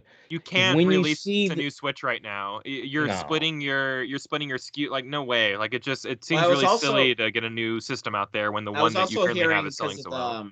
the chip shortages. That was like supposedly the reason. Like they didn't have enough like of the actual No. like. No, that- this that is them stuff, so. making a business decision to go, the Switch is only 4 years old. Yeah. It's still selling out everywhere. It's dominating the charts. We They've been a we cultural will like. sell another Switch. Yeah. I'm sure they'll call it a Switch because they try to do it with the Wii. Yeah. They're like Wii U, and then that screwed up. But I'm sure they're gonna want to keep the Switch name in it. But they're the going brand to has a lot of sell you. viability. They're going to sell you a Switch 2. Plus. It's Yes, going to be a but it's Switch gonna Plus be or a down the Switch road. 2 for sure. Yeah. Switch Max. It's going to Switch, happen. Switch Extreme. Switchblade. But yeah, Ultimate. Switchblade. my- Oh, come on, let's do it. my 30-second review is no, I don't regret trading in my Switch that I was rarely using and getting this version, which I plan on taking to work. I'm going to download all my games now. I actually brought it into work and then I realized, oh, I can't set it up because I don't have any internet access. But I'm going to set it up here at my house, download the stuff I care about. I buy most of my games digital. And then I'm going to take it to work because I don't get to game a lot. And I'm going to, when I'm having downtime, I'm going to pick it up and start playing. Yeah. So I think No, it's I a good- agree with you what you're saying 100%. It was a very smart business move. And I think the DS comparison is probably the most apt one, although 3DS doesn't count. That truly was a new console, just like the Wii U was a new console from the Wii. So the 3DS doesn't count as an iteration on their handhelds, although they did add more versions of the 3DS. But for the DS, the one that compares the most to me is when they did like the XL or the DSi. So these were very minor improvements on screen clarity, the brightness of it. And they did some battery life improvements. They made the screens bigger with the XL. Same system, same cartridges worked. Your count stayed the same. It was the same system. So it's very comparable. I think when they did the jump from the 3DS to the new 3DS, that was a little weird because they actually had a couple of games that were new 3DS only. That was a little different. And then you also could only play Super Nintendo, the downloadable Super Nintendo games. Yeah. Remember that? So anyway, all that to say, this is more like the DS improvements, the little slight tweak, the little XL screen, they had the little nub on the one, whatever. They had all kinds of little additions and tweaks. And so I'm with you. This is exactly what that is. I think folks who get it sounds like you're going to enjoy, especially when they play portably a lot. Folks who have it on the dock all the time, why would you do this? You know, why would you bother? Don't buy it unless you're gonna do what I did, and that's get the square root of OLED and double up on your OLED, and that's it. There you go. That's the only reason to do it. Makes it that much clearer. Well, that's one of those Makes things it where 4K. my son's Switch, its fan is incredibly loud, like the cooling fan. It just sounds like it's gonna burn out sometime in the next. It could last a while, but it's just it's making that noise. It's that death knell that you hear from old electronics that have been beat up a little too much. They're not super careful with their devices. But anyway, I could see us needing to replace a Switch in the future, and what I would probably end up doing is buying an OLED for myself whenever they're available. Maybe after the holidays they'll become more available. I could see me doing that, and then wiping my old one and letting him swap out his, and that way he would have one that works. I could see us doing that because if we're gonna have the best one in the house, it's gonna belong to Dad. That's the way it goes. I love it. How you do it. I love it. That's how this works. All right. Oh, real Makes quick, sense. before we talk about games we're playing, I did see a headline, speaking of the Switch and portability, on the Steam Deck. Valve actually released this, and they actually had a video where they take it apart, and you can see the Steam Deck, how the pieces are tucked in there, and they talk a lot about how carefully they selected and planned and essentially mapped out the innards of the system to make as much use of the space as possible. They did this mainly to, number one, show you how to take it apart if you're the kind of person who needs to take it apart. But they also highly encouraged folks not to, because anything you do could damage something, and then boom, it's not going to work anymore. If you damage the battery, it could, all that kind of stuff. But they did show you how to do it. They kind of understand their audience. This is a PC audience who likes to take everything apart and make little upgrades. They even said this isn't really meant for you to upgrade piece by piece. That's not. Somebody's gonna mod that pretty soon, like pretty quick, and they're gonna mod the crap out of it. They said if you're comfortable with it and want to do it, go for it. But we highly recommend that most people do not. But here's how to do it anyway. So I thought that was interesting. I think Valve's being very open with the fact that, hey, here's what this is, and it's going to have our OS installed. But they also know their audience. So like, if you want to take it apart, we don't recommend it, but you can. If you want to use a different OS, we don't necessarily recommend it. You can install one though if you want to, and here's how to do that. So they're not trying to hide that stuff. They're trying to guide most of us who will just play it as intended, and then they're trying to give a few side entrances for folks who who know what they're doing and really want to play around with this thing. But I did see the Witcher devs. So CD Projekt Red posted a video of them playing The Witcher 3 on it. Kind of like a video on of someone holding it and playing it. It looks pretty amazing. So yeah, take that, Switch. Yeah, it looks pretty awesome. So anyway, I'm still excited for that. I know I'm 8 months away from at the earliest of seeing it, but I'm still very excited. You might get bumped. You never know. I might get bumped. We will see. All right, let's talk about some stuff we're playing before we close this episode out. There's a lot of games that just came out. Before we get to the big two, really, are Far Cry 6 and Metroid Dread. But I want to just quickly touch on a few of these other ones that folks, it sounds like, have been diddling, potentially. Yep. I put a lot of games in here that were diddled. A lot of diddles going on. I like how Derek perked up there when he heard diddling. Diddle. Nice. This is the diddle part of the show. Since we've already talked about these two, Deathloop and Lost Judgment, could we just do a real quick, like if anyone has something they want to add about these, because we're going to talk about them more, I'm sure, at the Game of the Year. We've talked about them in episodes. Anything you want to add about those two games? Not yet officially. I thought I would be a little further along in sort of the whole structure of everything. So yeah, we'll probably another episode or two down the line. So yeah. Deathloop, yeah. Judgment, I'll just keep really short. I beat it. I think it's great. I think there's a lot of content in that game. I don't know. I thought it's great. It's just great. Go play it if you like that. Something about him. He beat the main story probably much quicker than you, and he said there was like a mode where you can go back and play all the side stuff. Is that Yep. accurate? So that's kind of where I'm at right now, where everything I missed is now contained in this mode that I can go back to. That's not impeded by like the story that's going on, like the main story. That's kind of cool. Very cool. That. Like mechanic Option. to that. So and there's gonna be some DLC coming out. I think they're really gonna TLC this game. So pretty excited. Nice. Well, speaking of a game that we've already talked about on the show, I just want to mention that I started Scarlet Nexus, a game that I thought would not appeal to me at all. Yes. But the actual, it's on Game Pass, so it's easy to pick that up. I'm really impressed by the action in that game. Yeah. I'm playing as a girl because Kasane. There we go. Thank you. It was Kasane, girl fighter. It's really fun. I love the telekinetic stuff and building up your whatever you want to call it, stamina version, whatever. I'm not good with the terminology, but I'm only like an hour in. And the only thing this isn't really my vibe, like in terms of like art style and the cinematics and stuff like that. It's not really my vibe, but I do like the action, so I'm probably going to return to it just because of that, honestly. Yeah, the combat's great in that game. The way that the cutscenes are done in that, like compared to say Tales, like the new Tales game, the way they did it in Tales is how they should have done it in Scarlet Nexus. Much better. Thank you. Yeah, I think everything about Scarlet Nexus that's keeping me from going back to it is that everything is talking heads, and I'm like. But I like the look of Scarlet Nexus. Like I like the anime style. Yeah, like, I just wish they everything's had nice a and budget sharp and crisp. But Derek, did you play much more of that after the summer? I know you liked Scarlet Nexus at the jump. Did that you kind of lose interest in that one too? I don't remember how far I got in. I know you were playing for a while. I remember you said I played for like 9-10 hours. Oh, okay. I think I got halfway through the first, the first character playthrough. Yeah. Okay. Nice. And then I died off. I'll go back to it like whenever I get back into gaming, but not right. Yeah, I got you. Speaking of kind of some interesting art decisions, I thought Astria Ascending, which is on Game Pass now, has some pretty incredible artwork. Like it's beautiful. It's all really cool looking, and then the way your character moves around on the screen is really interesting. And the combat, even like the artwork for all of it and the enemy design, it's all very cool. The problem is actually playing the game, not as cool. It's not bad. This is not like a 3 out of 10 horrible experience. It rests, in my opinion, right in that kind of maybe 6 out of 10, right in that average range. Even if someone gave it a 5.5 out of 10, I don't think that's totally unfair. The gameplay itself and the story and honestly the dialogue and voice acting, those things all struggled to deliver for me. So if you have Game Pass, give it a try.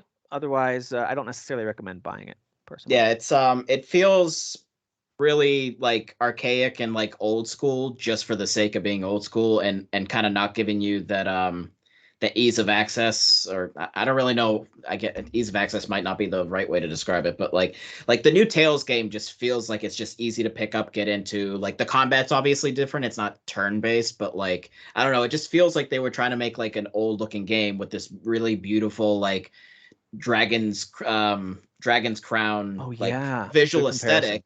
Yeah. But like, I don't know. It's like, and they throw the whole party at you right away, which, to be honest, I was actually fine with, because then I can kind of like get a feel for all the characters right away and be like, all right, I like this character, I like this character.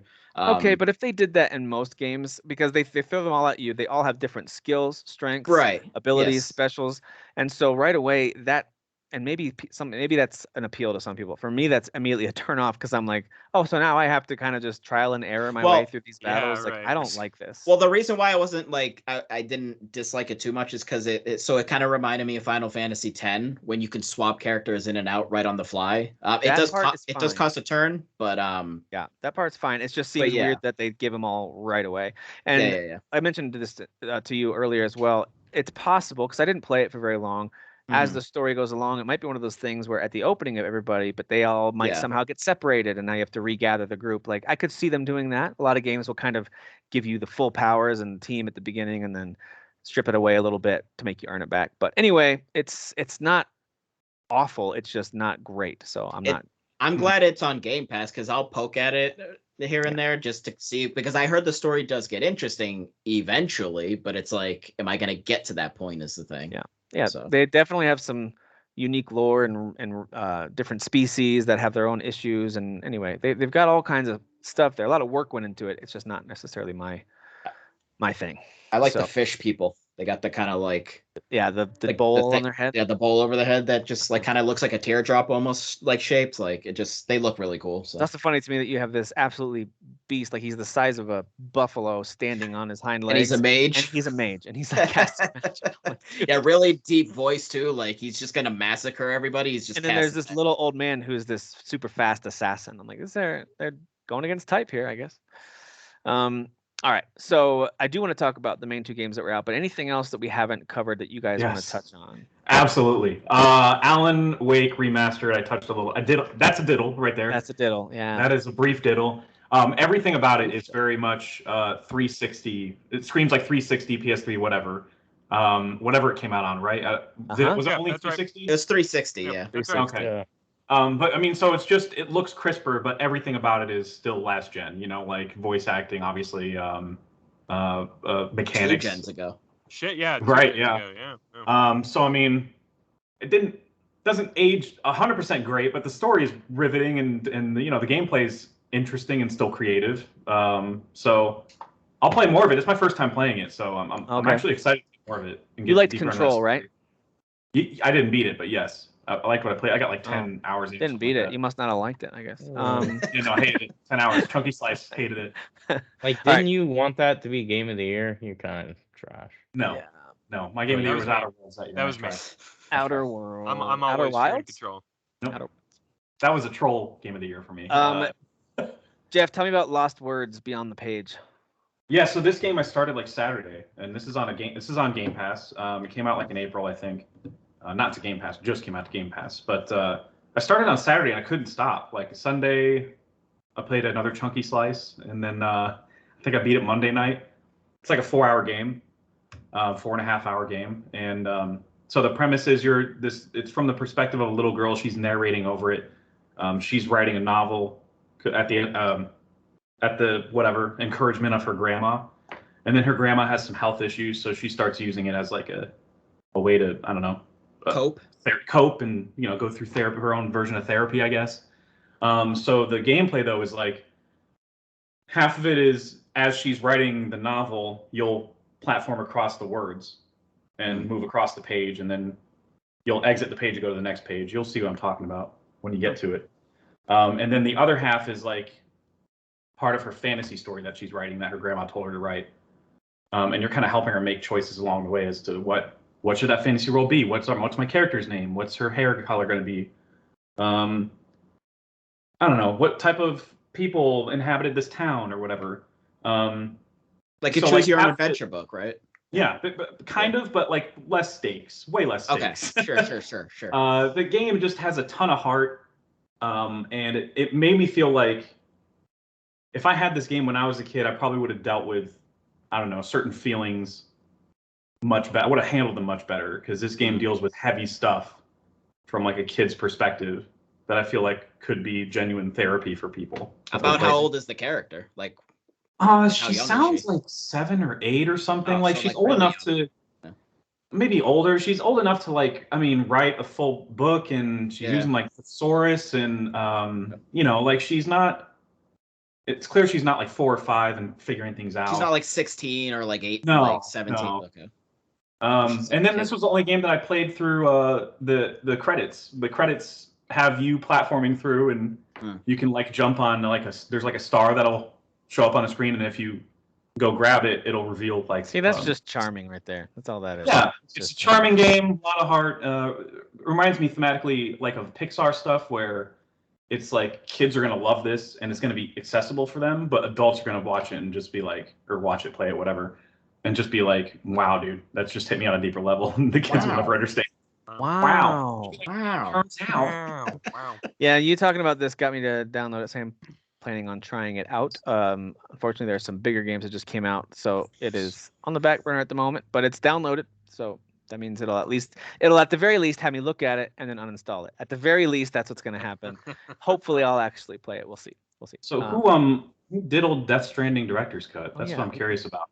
It was me, and I won't spend time on it too long. I started it up, and after I installed it, and was just like, oh, this looks really good or whatever. What a shocker. Like I think what did I say in the chat? Like, looks like they photoshopped the world and just put it in this game. Yeah. I don't know where we go from here, to be honest. I unfortunately didn't get into the new content because I think it's like kind of further on the line, and I started a new game. Probably, yeah. I just immediately fell back in love with this loop again, and literally had to go no to like stop, to play new games. So you can't do this again. This is 40 hours. Don't do it. 50, however long you're going to take on it. Maybe even more because of all the content. So I'm going to go back to this one, but I just wanted to bring it up for just like, if you really want to showcase of what next gen is, like this game is easily maybe for me the best looking game I've ever seen in terms of photorealistic graphics. It's the best looking game on PC too. Oh wow, okay. It's that engine, man. It's that Decima engine. That's what Horizon That uses. Decima engine's really something else, and if we're gonna get slivers of this in the new Horizon, which we've seen in that trailer, with the underwater like sequences and stuff, it's like I don't know where we're going from here graphics wise. Like it's just but to be fair, I said that back when I saw screenshots of Turok 2. I was like, I know. Than this. And thank you, Tim, because I was literally about to say that. I feel like I've been saying this since I was a teenager. Like it's never gonna get better. It never gets better. They look just but like I'm a 35-year-old man. I know what life looks like. Like I know what the world looks like. Yeah. And we're there. We're there. When I read the Nintendo Power talking about WCW versus NWO Revenge, I was like, can they make a more realistic wrestling game? I don't think they can. This is it. So. There's at least 6 polygons here for sure. That's what you do when you walk around. You glide. But it is to me. It's like difference. To me, it's more subtle now. Like it's less about like, we went from bits like 16 to 32, and you could see significant changes. Now it's like it's teraflops. Using Far Cry 6 as an example, like it doesn't look extremely different from 5. Like they both look like they came from what could be the same engine, but the difference is they're getting better at lighting. They're getting better at I would say, the other one would be Horizon 5, Forza Horizon 5.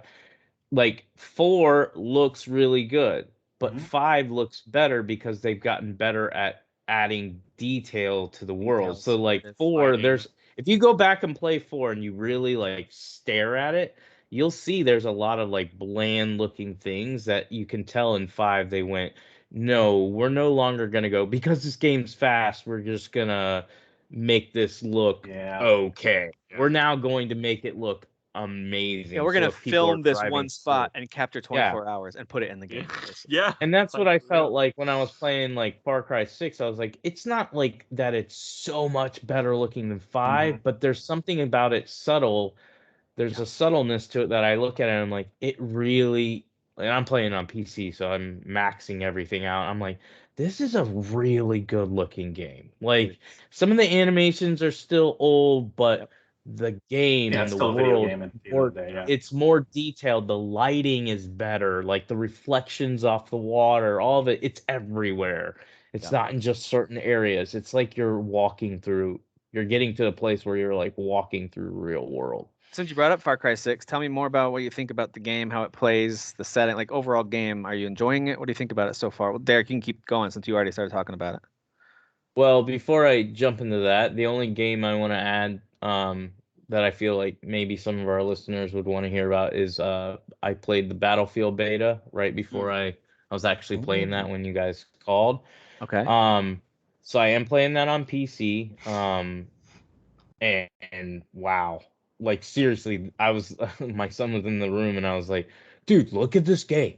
There's 128 players and this game looks like a single player experience as far as level of detail, just about everything I just said about Far Cry.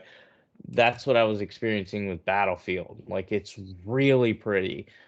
Game's fun. It feels like Battlefield. So if you're into Battlefield games, I'm going to buy it, even though it's multiplayer only. It's the one multiplayer shooter that I enjoy. I don't play it a lot, but when I jump into it, I have fun. But yeah, it's free this weekend, the beta. It's worth jumping in and just trying it on your next gen system. How often does the weather stuff kick in? Like, is it actually interesting? Is it like make it feel different? Like, well, I only got to play 2 matches, so I never saw any weather. Okay. And I don't know if I'm there was only one mode unlocked, so maybe they don't have. Okay, sure. Maybe that mode's not unlocked. But here's what I will say that I could add on to, because I see a lot of people that are like, I don't like Battlefield because I just run forever. Okay, well then you're obviously dumb. Call of Duty, like you can literally choose spawn areas where like a lot of action's going on. Play the game better. I don't know. They auto assign you to squads. You can go and jump in. Like there was actually one time where I chose to come back right by my teammate in my squad, and he was fighting somebody, so I died 2 seconds later. That was the only time I yelled in the game. I'm like, that's bullshit. I just got in the game. Why are you killing me? But my point is I love Battlefield because it's this big, huge open world. It feels like you're in an actual war.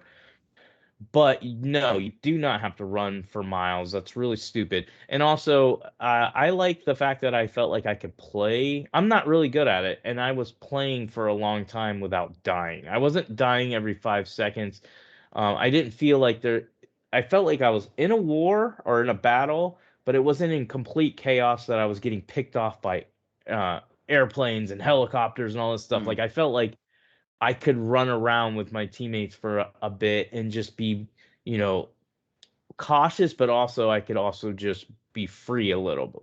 So maybe players are bad right now. I don't know, but I did pretty good. I was getting kills and I wasn't dying every 5 seconds. So definitely, a nice shooter.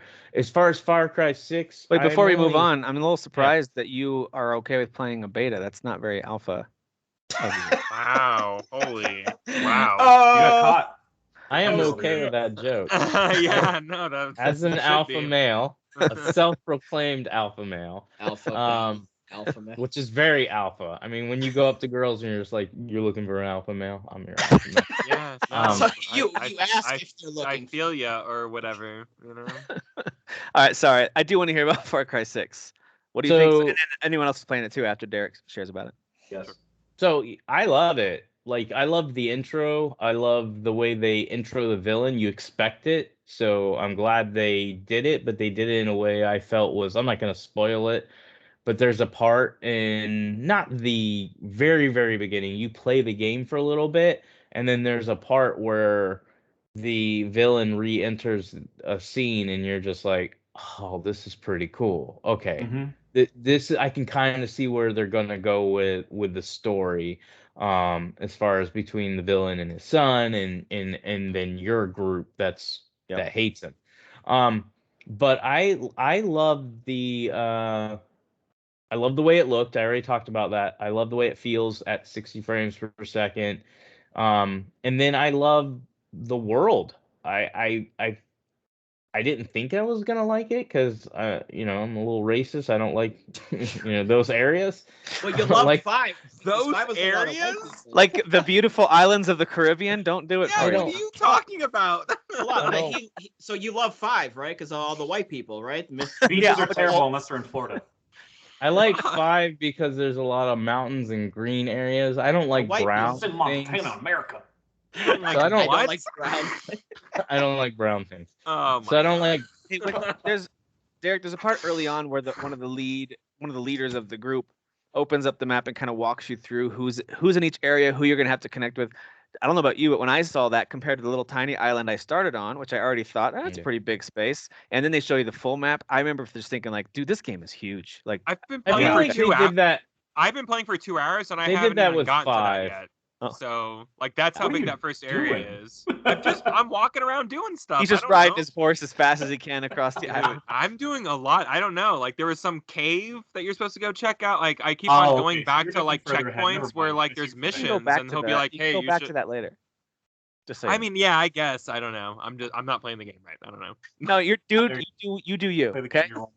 I'm playing it like Kyle. Like, anytime I drive by something and you see like the exclamation point, I'm like, stop. Like dead in my tracks. Okay. Whatever I was doing doesn't matter anymore. Yeah.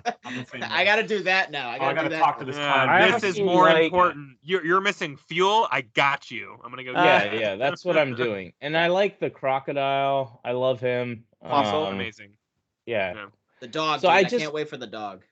I'm a big Far Cry fan. I finished all of them. I know for people they're redundant, but right now where I'm struggling to get through like story-driven games or anything that takes forever. I'm not saying I'm gonna beat this. I might play in an hour or two and be like, yeah, I don't feel like playing games. And but then defend it Far Cry 6 is like. Far Cry is just that dumb shooter. I'm not saying it doesn't have any depth to its story and stuff like that. I think it actually, like 5, I felt like had a awesome twist ending. Like I don't feel like it got enough. I don't think it got enough credit for what it did with some of the villains and then the twist ending. But like I was hoping that 5 would let everyone take all their aggression that they've got at the moment against white people out on the people in the game, and that would all calm down. It didn't, but it was still cool. I still liked it. It didn't. No. But I just like how they're just, you don't have to think. You just run and gun if you want. You can stealth. In fact, this game actually encourages stealth more. Yeah. But I'm just sitting in my crocodile. Like as soon as I see the first enemy, I'm like, go bite him. So what's cool is they ruins your stealth. By the way, it's so funny. Sometimes you'll be like crouching, and the enemy will be like, "Oh my God, there's a crocodile! Get out of here!" Which I'm glad, by the way, because a lot of times in those games, your pet will follow you, and they won't notice a giant bear standing behind you, or whatever. Sure. Yeah. So it is kind of nice that there's some realism there, but some realism there. There's a crocodile who's loyal to you. So take that for what it is. It doesn't try to. It lets you pet it. By the way, you could pet it and get a trophy for petting the crocodile. But there are not only pets, but also certain weapons and gear that all. And I think one of you talked about this in some of the previous stuff you saw.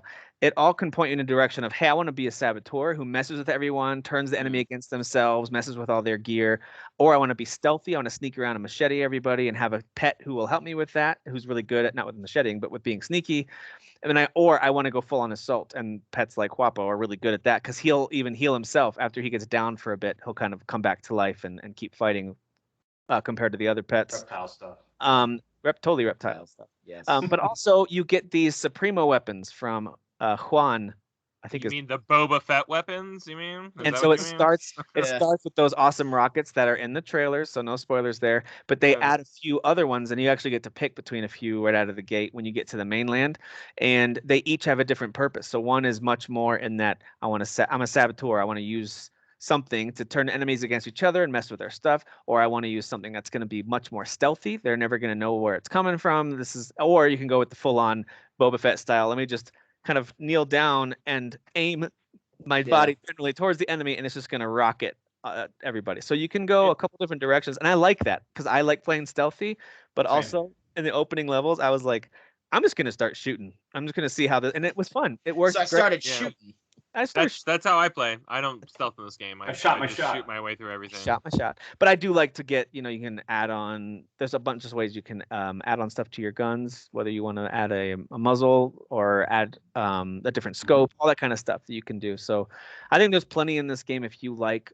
Let's call them light RPG elements, more in depth than something like Horizon, but not to the effect of some crazier games. Sure. But I think there's enough there that if you like to really pick a play style, you can. And if you just want to grab whatever the game gives you and use it, you can do that too. So I like so far the setup of 6. I haven't gotten deep enough to know, because I know one of the biggest criticisms is they give you all kinds of side mission types and things to do, but they're totally, you can skip them and they're totally useless. You don't really have to. And I think that's the case with every sandbox or open world game, is they give you a lot of options. Like, hey, I really like playing poker in Red Dead. You can do that, or you can just do it for the one story mission and never do it again. And I think that's fine. I haven't gotten to a tower yet. Is there a tower? Oh, of course. Or Is there- bases, Yeah, that's one right? of There's those things bases, like out right? from Climb is There the are. tower. Okay, There- there are. Okay, yeah, I haven't run into one yet. So It's like, not so it's much just towers though as bases, so it's Yeah, not. bases, yeah. So yeah, but you don't like crawl up to the top of something and like it unlocks all the icons Assassin's on your Creed map type of style. thing. No, for the most part, the map's No. all right there. Like That's it'll a big. set- I would say that's a big change, right? Like that's. yeah, there's no fog It's of not war. enough, There's Yeah. Kyle. There's no like fog. Oh, okay. I'm sorry. No, I'm Sorry. mocking the No, the I laser know. streaks, I know. 'cause, Yeah, I think that's a big change, though. Yeah, I I agree with you. There's no fog to clear. It's all visible. It's more about what's in that spot. Like for example, a cave that you talked about.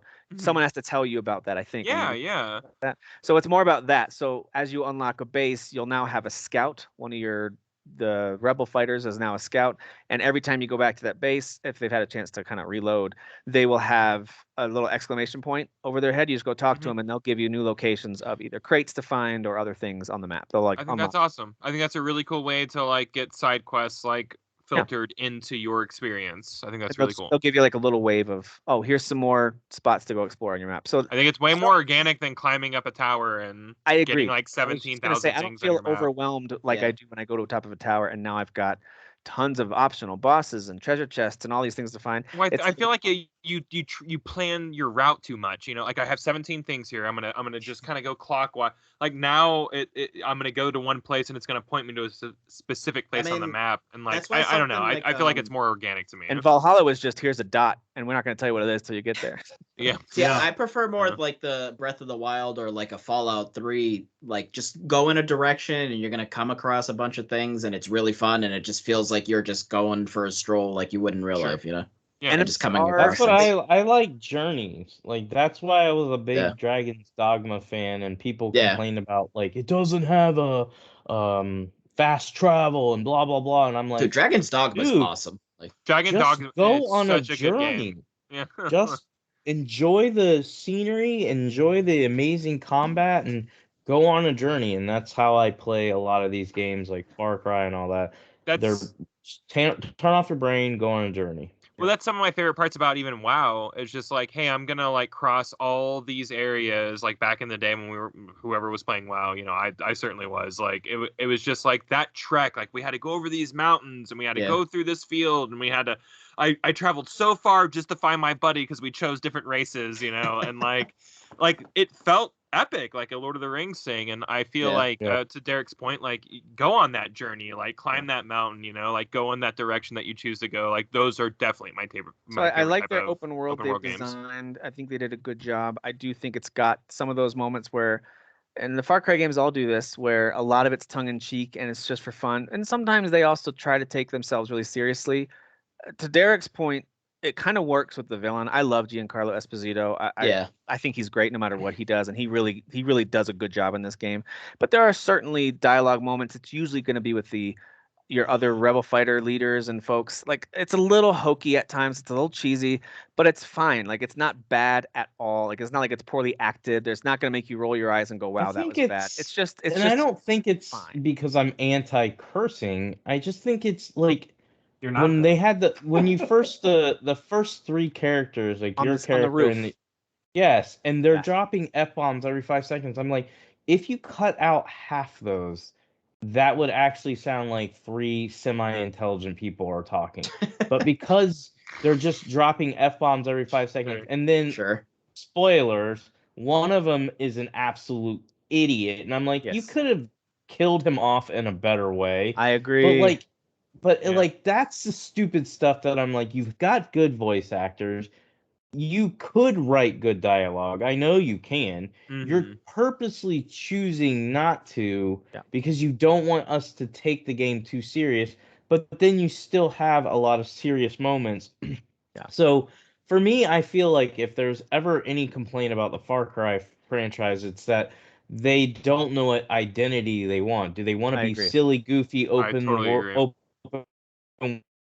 world craziness, or do you want to have this, hey, let's have this serious plot, but we have these crazy weapons in it and all that? So the tones are always mixed with it. So I think they could do better there. Just figure out what you are and then go in that direction. But and it's okay that they have goofy characters, right? Characters are fine. Like Juan, the weapons guy, that's fine. Silly, you can have a silly character. Like, it's about the balance. God of War was a super serious story, super serious tone, but there's still silly characters in there that say dumb things or like act dumb in some way. Yeah. But for me, it was more of the moments that were supposed to be serious, especially at the end of that opening area when you're all getting ready to exit. And that little moment was like, I did roll my eyes a little bit at that because it was trying a little too hard. It's fine. It's not bad, but it's one of those moments that I was like, this is why, in my opinion, some people have trouble taking Far Cry games seriously because they have moments like this. Even in Far Cry 5, where I thought they did a great job with like the creepy cult leader family stuff. That was really well done. But that still had moments where I was like, oh, it was a little cringy. And so those moments still linger. But for a game that's as incredibly huge as Far Cry is, with the map and all the stuff to do, I'm okay with it. It's just I can see that being a slight drawback, even though the game's gorgeous. Like Derek said, it plays beautifully. I love it. To me, this is the kind of game I wanted right now. I don't know that it's like instant classic game of the year, no matter what else comes out. It's just very, very good, and I'm having fun with it. And that's I would say, as somebody who absolutely loved Far Cry 5, I did too. I really loved that game, and it's my favorite Far Cry. This one has the potential of being my favorite. That's how good the intro and the world and the gameplay, and then even when they're introducing some of the systems, I was like, "Ooh, I could get into this."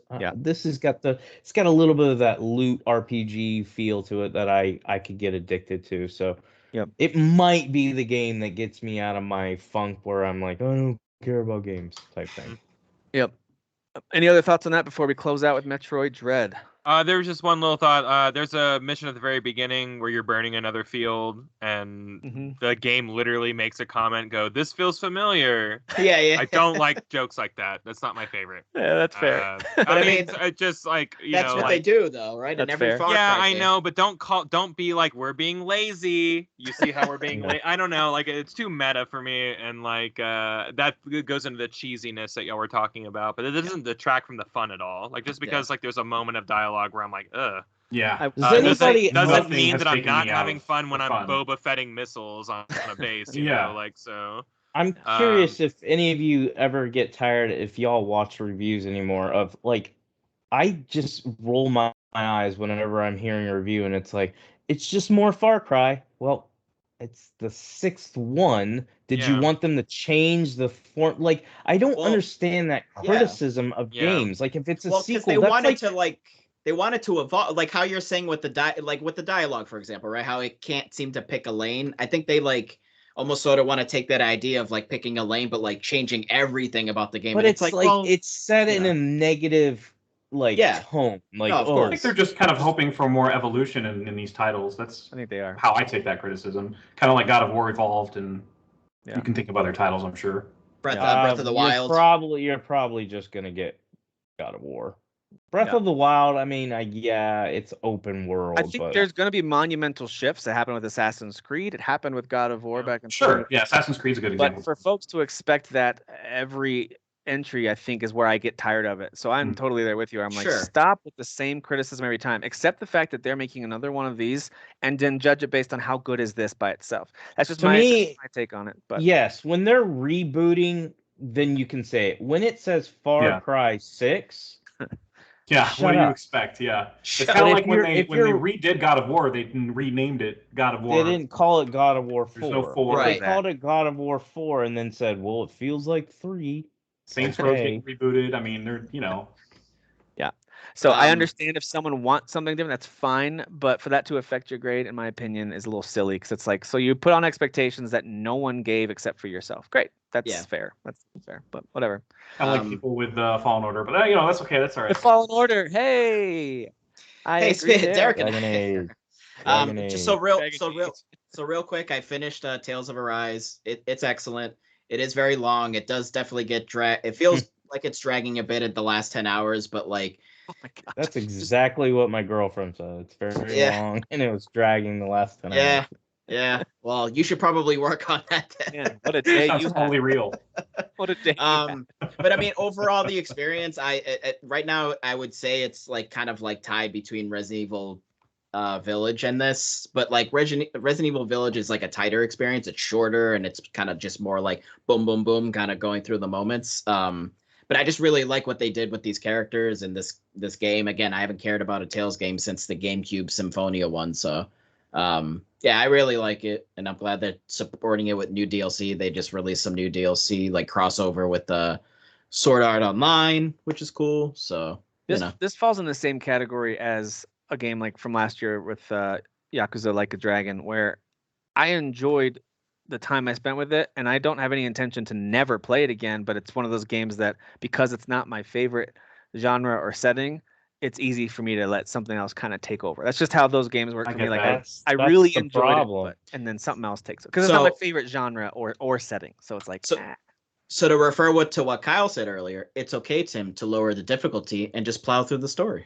It's okay. It's only 80 hours, so I might. Well, but if it was on easy, it might only be 70 hours. You're right, because that game does get tough. Like some of those bosses. Yeah. Oof, they get tough pretty quick. Let's talk about Metroid Dread. Speaking of games that aren't super easy, I've played this game for a little while. 30 seconds into the game. I actually was able to, because I've been off of work yesterday and today, and then took my boys to soccer. I took my boys to soccer practice, so I didn't have to go out there with them. I got to just sit in the van and play Metroid Dread while they were at soccer practice, which was fun.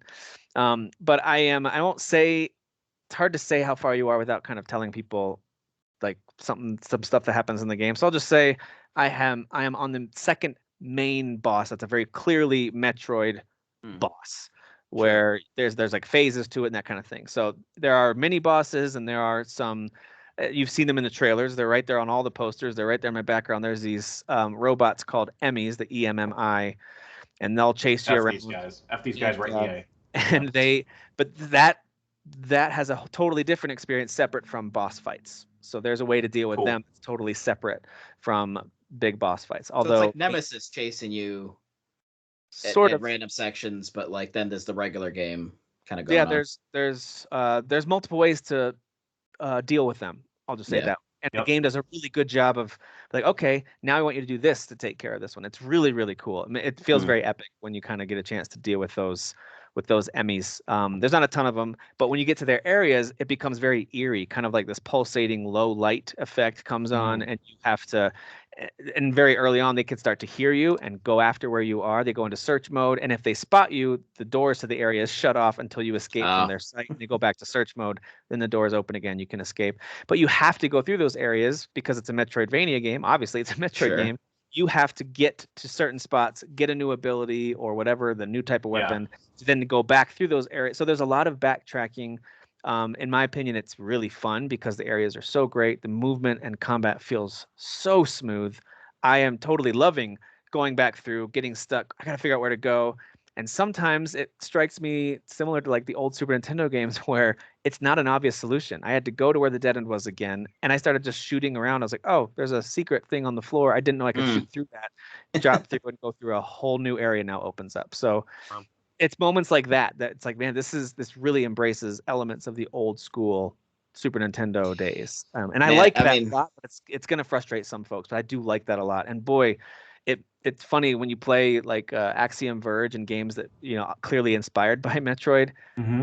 I mean, they just don't hold a candle. I mean, it's not fair to compare them. I get it, made by one guy. I'm not trying to say it should be, but it makes you appreciate the real deal when you go back and you play one of these. I mean, I think this might be the best side-scrolling Metroid game.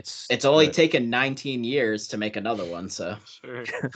Well, I mean, Samus Returns was essentially a remake, but it was of an old game. It was essentially built from the ground up. Fusion was the last like mainline like Fusion was actual so like latest in the timeline. So you know. And they do a really cool job at the beginning of introducing what I assume is going to be the big bad, and then they giving you your explanation for why you don't have all your abilities at the jump. Because, you know, Batman games have to do this too, where it's like, where's all his cool gadgets? You know, they have to give you a reason why you won't have everything. It's the same thing with Metroid. It's like, oh, that must be why you don't have all your abilities, and you have to like go unlock them one at a time again. It's fine. Like, it's a very video gamey explanation. I'm fine with it. And boy, do I love this game, and it has just all the right vibes. I just love it. I mean, it feels like Metroid. It feels like Metroid. It's Wow, not Prime, Metroid it's not game Prime feels like though, so Metroid. who cares, right? Am I right, guys? You know what would have been Yeah. progressive is making Samus a man. Let's just That would- let's just put it out there. You know, that would have been progressive. Especially Anybody with else the way playing she this? walks. Yes. Anybody else playing I this? played like 45 minutes of it. It was just it was a lot of me reading stuff. Yeah. Again, the first like 15 minutes, I was like, can I fire a shot now? What's going on here? Sounds like a Metal Gear game. But no, I got to the first Emmy, and the first thing you unlock past the Emmy, and you have to go back and deal with the Emmy. Mm-hmm. So I did that part, and then after that, the map I looked at the map and I was like, oh, I don't see an obvious way to go. So that was like the first time that I realized you kind of have to figure out where to go now. Yep. And that's when I stopped and we started recording. Yeah, they don't As soon as it gets hold your even hand. a little difficult, I'm like, I don't want to diddle this anymore. I want to move on. You want to get lost in your Is there a words? nicer diddler around here? Dude, and Diddler. There you go. getting through some of those Emmy sections at first, it's like, this isn't that bad, but then it starts to become super difficult. I was like, I haven't been able oh, to figure out the timing of the melee counter yet. that's impossible, man. Yeah. Okay, so they do have, when you get caught, there's a very brief window, and at the beginning, it just freezes the game and tells you, hit the button press here, X, and it lets you counter it, which is great. And then after that, you're on your own, and I have only successfully done it once, and I've been caught probably 30 times. So, like, it's really tough. There's a very brief kind of counter Is or it parry harder than window. the normal enemies? Like to hit the Emmys? You're not Like with the supposed to be game? able to parry it. Like, you're supposed to get away from it. You're not supposed to encounter. So they're not encouraging you, hey, challenge it and see if you can parry it. That's just kind of your last ditch effort before it reloads your checkpoint. Okay. So you're not supposed to be successful, and No, you're and supposed to not. counter it so you can slide under it and run away. Yeah. Get the hell out of there. So anyway, anybody else playing it that's I'm gotten about very as far? far as Jeff is, and I think it's very fun. I hope I am still sharp enough to beat a game like this. So we'll see. Yeah, this is totally up my alley. I was like, I dude, love Metroidvanias are like my favorite genre ever. So like I'm hoping I really stick with it. But like I died quite a few times, you know, like getting to where I was, trying to get used to like the controls and everything. But I feel like I'm really getting a hold of it. So controls get pretty complex. They do thankfully have great. kind of stop and aim ability, which I like a lot. But they do I noticed. There's they a add free all mode, kinds they add all kinds of layers to it, as they do in all of these games, where it gets pretty cool. But also, Quality of life changes. I think it's great. beautiful too. It's such a beautiful game. Like It's I great. think it looks so good and it's so smooth. And Nintendo Looks does the better right on art mine. style for their hardware. Yeah, They do. the right for art real. styles. They do. So yeah, I think they did a great job. And the suit looks really cool. Right at the beginning, you kind of have a very new look to your suit. You're like, whoa, what happened? And it looks cool. Yeah. So I totally dig it. My kids came in. They came home from school while I was playing it. I was playing it docked, so I was trying it on the big screen. Looks and runs great on a big screen as well. And the first thing they said when they saw me playing it a little bit, saw me fighting some enemies, my son goes, "Oh, so this is kind of like Dead Cells." And I was like, "Oh, buddy, this is Oh, no. No, This is the OG, stop, my fam. stop, My fam. stop. I'll be like, go to your room right now. Go to your room. No screens all weekend. What's this? What did James say to Troll? He was like, it's like a copy of it's Hollow a Knight. clone.